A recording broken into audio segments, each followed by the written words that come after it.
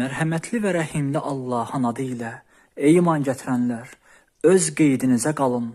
Siz doğru yolda olsanız, haqq yoldan azmışlar, sizə zərər yetirə bilməzlər.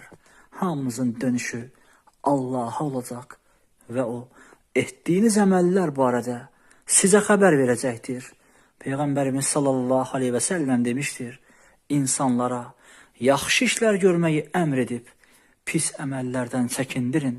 Əgər insanların xəsisliyi, Allahın haqlarından üstün tutduqları, nəfsin istəklərinə uyduqları, dünyaya bağlandıqları və hər kəsin öz rəyini bəyəndiyi bir zamana yetişsən, sən öz dinini qorumaqla qeydinə qal və insanları tərk et.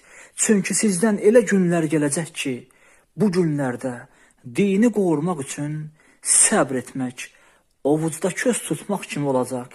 Həmin günlərdə əməl salih iş görən bir kişinin savabı sizdən 50 kişinin gördüyü əməlin savabına bərabər olacaq.